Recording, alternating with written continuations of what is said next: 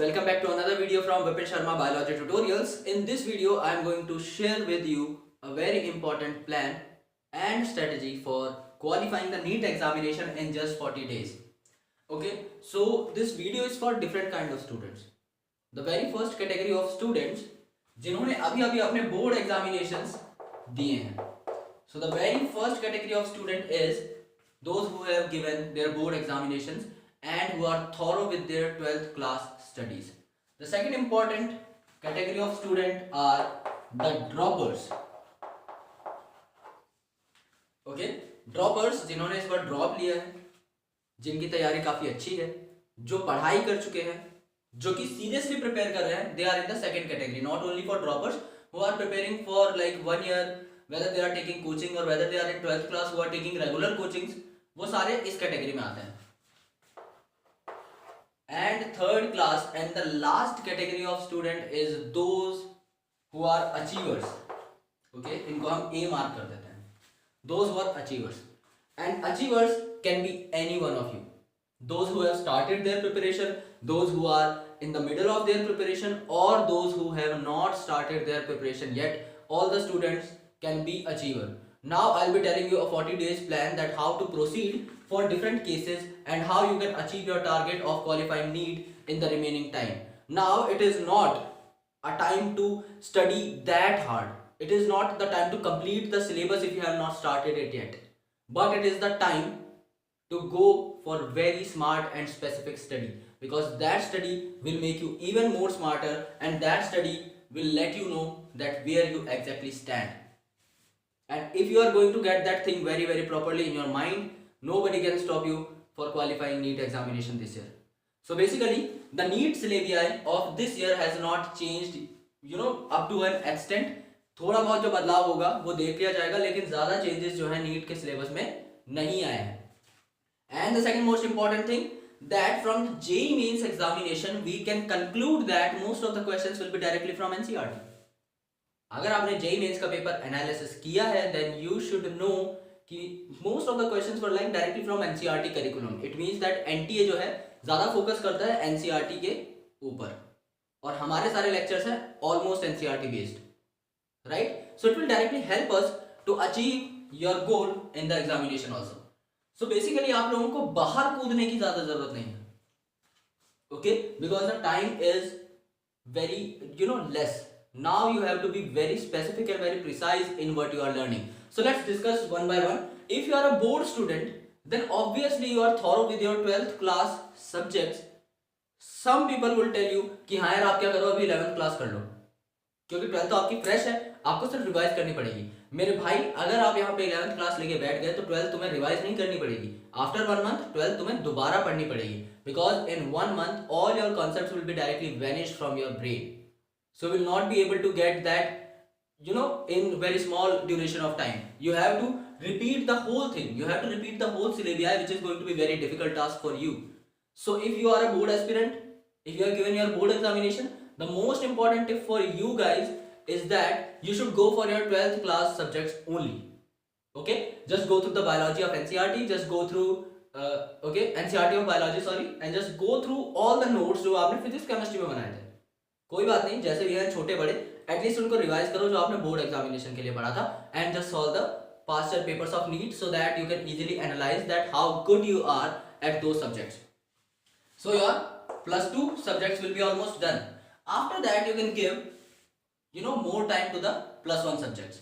सो आप क्या कीजिए, 10-15 दिन का टारगेट बना के चलिए कि 10-15 दिन में मेरे को अपनी बायोलॉजी, फिजिक्स और केमिस्ट्री 12th क्लास की रैप अप करनी है.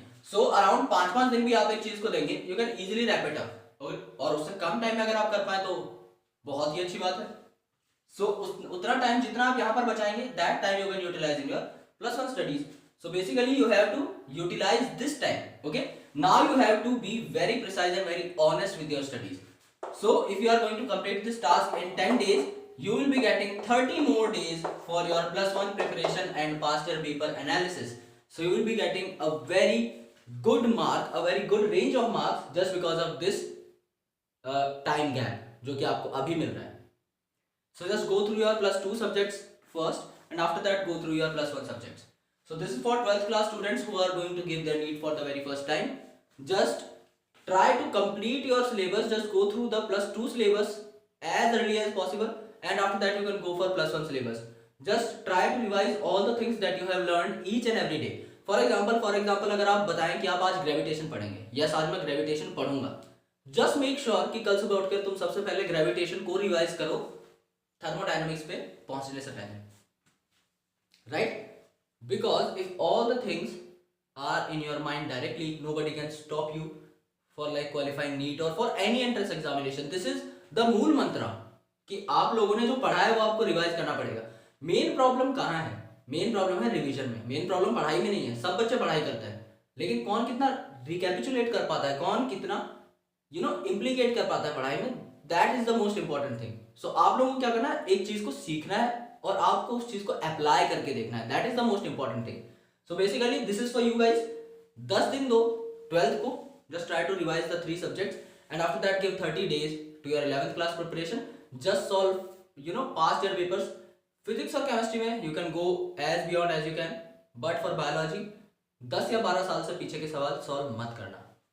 Okay, that's an honest request to you guys that will surely decrease your confidence level. सो 10 से 12 ईयर के जो क्वेश्चन पेपर्स है वो आप सॉल्व कर सकते हैं in case of biology. Physics and chemistry are like practice oriented, so you can practise as much as you can. Try to supplement those concepts in your notes और in NCERT and you will be getting fine results. Now second category, that is the droppers.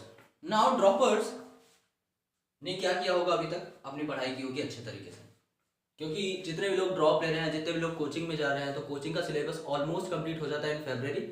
So now they must be revising their concepts, and if they are revising their concepts, it becomes very important to give at least 1 month of serious preparation to pass their papers and to practice only and to the revision. Now एक महीना आप लोगों को at least अप्रैल का 1 महीना निकालना है इन 3 चीजों के लिए. और आपके कॉन्सेप्ट्स बहुत ही अच्छे हैं, आप लोगों ने पूरा पढ़ लिया है, तो आप लोगों का जो काम है वो सिर्फ है प्रैक्टिस करना. दूसरी सबसे इंपॉर्टेंट चीज पास्ट ईयर पेपर सॉल्व करना, एंड उसके बाद आपने जो पढ़ा है पूरे 1 साल में उसको रिवाइज करना. So this is quite easy for you guys if you have already gone through the concepts, already gone through the syllabus once. You do not require anything else, you just require practice to become perfect. Okay, so this is for you guys कि आप लोग obviously ये video उन लोगों के लिए नहीं है जो कि यूजुअली प्रिपेयर कर ही रहे हैं बहुत अच्छे तरीके से. ये उन लोगों के लिए है जिन्हें ये डर लगता है कि हम स्टार्ट कैसे करें. So the third and the most important one is the achievers. Achievers में इसलिए बोल रहा हूँ क्योंकि ये लोग कुछ भी कर सकते हैं, इन्हें बिल्कुल खौफ नहीं रहता, क्योंकि तुम्हारे पास सिर्फ 40 दिन है. तुम्हारे पास खोने के लिए कुछ भी नहीं है, क्योंकि तुम्हें भी पता है कि 40 दिन में कुछ बड़ा तो नहीं होने वाला. लेकिन हाँ, अगर इन 40 दिनों में चीर फाड़ खाओगे ना भाई, तो कुछ ना कुछ तो जरूर तुम्हें हाथ में मिलेगा. तो you do not have anything to lose, but you have a lot of things to be gained, right? तुम्हारे पास पाने के लिए बहुत कुछ है, और ये पाने के लिए 40 दिन बहुत है. So trust me on this. यहाँ पर अगर तुम चैप्टर्स को बायफर्केट करने की कोशिश करो, so there are 20 units. Units बोल रहा हूँ मैं, चैप्टर्स नहीं बोल रहा. According to NCERT there are 10 units in 11th class, that is 15 chapters, and 10 units in 12th class, that is 15 chapters again. The last chapter is not for NEET syllabus, so there are like 29 to 30 chapters हम लोग मान सकते हैं. So 13 chapters are there in physics. In chemistry there are 14 chapters in 11th class, 16 in the 12th one. So basically there are 30 chapters again, and in biology there are 38 chapters. Now the average comes out to be 98. Let's take it as 100. It means that there are 40 days and there are 100 chapters. It means कि आप लोगों को बहुत ही ज्यादा chapters करने हैं, 2.5 chapter के आसपास करने हैं एक दिन में, तब जाके आपका सिलेबस पूरा होगा. So now it becomes very important to be selective. So just go for the larger chapters. For the very first time जब आप किसी चीज को पढ़ो, तो आप कोशिश करिए कि आप बड़े चैप्टर्स को पहले उठाएं जिनमें से ज्यादा क्वेश्चंस आते हैं. For example in biology you can go for genetics, you can go for reproduction, okay, you can go for human physiology, you can go for systematics. Systematics इसलिए बोला मैंने क्योंकि यहाँ से ठीक ठाक नंबर ऑफ क्वेश्चंस आते हैं which are very easy, right? So scoring units को भी हमें वहां पर ध्यान में रखना है. सो केमिस्ट्री में जैसे कि for example biomolecules is very scoring, very easy, because आप लोग बायोलॉजी में पढ़ चुके हो. तो polymers is very scoring and easy, okay. Chemistry in everyday life is very scoring and easy. Environmental chemistry is very scoring and easy. Okay, so all these things आप लोगों को एक चार्ट बनाना है अपने हिसाब से आज ही बैठकर, because you have to start your preparation from tomorrow. So just go through each and everything in NCERT. At least अगर आप बायोलॉजी की एनसीईआरटी कर लेते हो in 40 days, which is not a big deal. If you will get NCERT on your finger tips, you can do anything, you can do wonders in NEET examination. So just go through NCERT at least once or twice. और अगर आपका NCERT पढ़ने का मन नहीं करता, just take my playlist, any of my playlist of any of the chapter, because my lectures were directly in accordance with the NCERT. So just take NCERT in your hand and just go through the lectures in fast forward manner. You will be learning each and everything. You will be getting tricks over there, and you can supplement all those things in your NCERT. अगर आपको पढ़ने का मन नहीं कर रहा, आप सुन लीजिए, आप देख लीजिए, आपकी पूरी एनसीईआरटी क्लियर हो जाएगी. क्योंकि मैंने लगभग काफी सारी वीडियोस बना रखे हैं, लगभग हमने 80% चैप्टर्स जो है कंप्लीट कर लिए हैं. सो आपके लिए बहुत आसानी हो जाएगी अब हर चैप्टर को समझना. 11th क्लास ऑलमोस्ट हो चुकी है. There are 3 chapters which are remain, and in 12th class we are done with genetics, evolution, biotechnology, 2 chapters of ecology and some portions of human reproduction. So we have completed a lot of syllabus. So आप लोगों की direct वहां से help हो जाएगी. So now you have to analyse the matrix कि कहां से सबसे ज्यादा क्वेश्चंस आते हैं. After that you have to make a chart for yourself, and after that you should start your preparation. In chemistry and biology, if you do not have time, just go through NCERTs. In physics, just go through any small book, any kind of notes that you have. Okay, for example, there is Arihant's Physics in 40 days. उससे अच्छा alternative फिलहाल आप लोगों के लिए कुछ नहीं है, because there is a time schedule in that book. That in one day you have to do this chapter, in second day you have to do this chapter, and there are some questions also. So in one day you can read one chapter and you have to do some questions. Similarly, you can do one chapter of chemistry and you can do some questions. Similarly, you can do one chapter of biology and you can do some questions. So obviously, आपका 40 दिन में उस हिसाब से पूरा का पूरा syllabus complete हो जाएगा. और you can bifurcate the whole syllabus into 40 सब units according to you. Right? अगर आप एक एक चैप्टर उठाएंगे एक एक सब्जेक्ट का भी, तो भी आपका 40 दिन में आराम से सिलेबस कंप्लीट हो जाएगा with revision. So that is also very important for you guys to complete the syllabus in as precise way as possible, and NCERT is the best alternative source for you guys. Okay, so just go through past year papers, because अब time नहीं हमारे पास Dinesh solve करने का, अब time नहीं है हमारे पास HC Verma solve करने का, या फिर पूरी की पूरी DC पांडे सॉल्व करने का. These are the most important and the most brilliant books for NEET examination. Okay, कुछ लोग HC वर्मा सॉल्व करना प्रेफर करते हैं, but that is basically oriented for JEE Mains and Advanced. लेकिन आप ये सब सॉल्व करते जब आपके पास 1 साल का टाइम था, या फिर जब आपके पास 2 साल का टाइम था. Now you do not have that much time, so it becomes irrelevant to take all these books right now. Okay, now the best thing for you guys is NCERT for notes, and after that you can solve AIIMS and NEET past year papers, और you can take it for JIPMER also. So AIIMS, NEET and JIPMER past year papers, you can take it in chapter wise manner. You can just read one chapter from NCERT and you can try to solve all those questions. If you get some new point in the explanation of those questions, you can supplement it on NCERT, और उस तरीके से आप अपना जो revision है वो पूरा कर सकते हैं. सो जो लोग इन कैटेगरीज में आते हैं, किसी भी कैटेगरीज में आते हैं, अगर आप NCERT पढ़ते हैं, अगर आप पास्ट ईयर पेपर्स करते हैं, और इस कैटेगरी के लिए स्पेशल अगर आप लोगों ने पूरी साल अच्छे खासे ऑब्जेक्टिव सॉल्व किए हैं, आपकी एक ऑब्जेक्टिव बुक सॉल्व है, trust me on this, you can easily get 320 plus marks easily in biology. Okay, last year मेरे ही कुछ साथी लोग थे जिनका मैंने इंटरव्यू भी लिया था, they got 336 marks, one have got 340 marks in biology. Okay, वो कोई मंगल ग्रह से नहीं आए थे, हम जैसे ही लोग थे, आम लोग थे, लेकिन उन्होंने काफी ज्यादा पढ़ा और उन्होंने बेसिक फोकस था वो एनसीईआरटी पर डाला एंड प्रैक्टिस पर. So the important thing is to practice so that your concepts of NCERT should become crystal clear. But the first thing is the NCERT itself. It is the godfather book for NEET. No question is going to be out of NCERT. If there are some questions which are out of NCERT, they will be out from any of the other resources. जो NCERT से बाहर होगा वो काफी अलग अलग resources से भी बाहर ही होगा. वो क्वेश्चन को इतना घुमा देते हैं कि even if you have read some sort of modules, it will be out of that, except a few questions. And that's why there is like 10 to 15 marks का difference ही होता है कोचिंग इंस्टीट्यूट स्टूडेंट में और एक student जिसने बहुत ही ज्यादा dedicated वे में एनसीईआरटी पढ़ी. So just try to achieve this much marks, and in chemistry just try to achieve this one. Okay, 130 plus. If you will go through NCERT past year papers and again one objective, इससे तो आपके ज्यादा ही आएंगे. This is the least score that I am telling. Okay, अभी भी अगर आप प्रिपरेशन स्टार्ट कर सकते हो, you can easily tackle this one.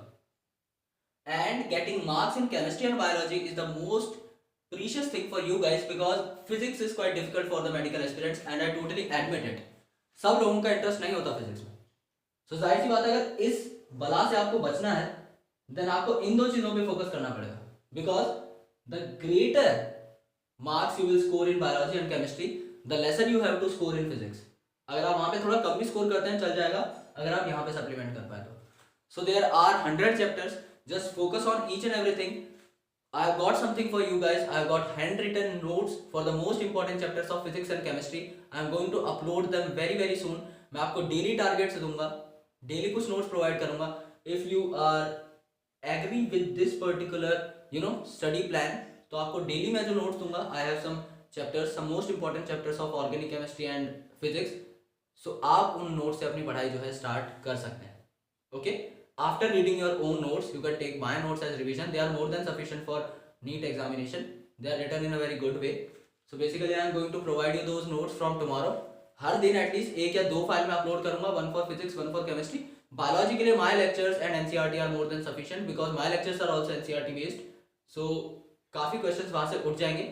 बचे हुए 40 दिन में मैं कोशिश करूंगा कि एटलीस्ट 40 to 50 वीडियोस में अपलोड करूं जहां से क्वेश्चन आने की प्रोबेबिलिटी मैक्सिमम है, जिससे कि आप लोगों के कुछ और क्वेश्चंस बन जाए नीट में. बिकॉज नाउ अब मैं भी सिलेबस ओरिएंटेड नहीं रहूंगा क्योंकि मुझे अब यहाँ पे सिलेबस पूरा करा के कुछ मिलेगा नहीं कुछ खास, क्योंकि मैं ये चाहूंगा कि तुम ज़्यादा से ज़्यादा क्वेश्चन सॉल्व कर पाओ.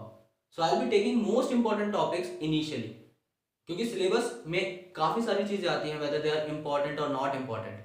अभी मेरा फोकस ये है कि आप लोग बहुत ही अच्छा स्कोर ला सको नीट में और उसके लिए ज़रूरी है कि हम सिलेक्टिव रहें पढ़ाने में भी. So I have just put it up some important topics और कल से आप लोगों को उस पर वीडियो मिलनी स्टार्ट हो जाएंगी एंड कुछ वीडियोस जहाँ पे आपको हैंड रिटन नोट्स भी डायरेक्टली प्रोवाइड हो जाएंगे in PDF format. They are totally for free.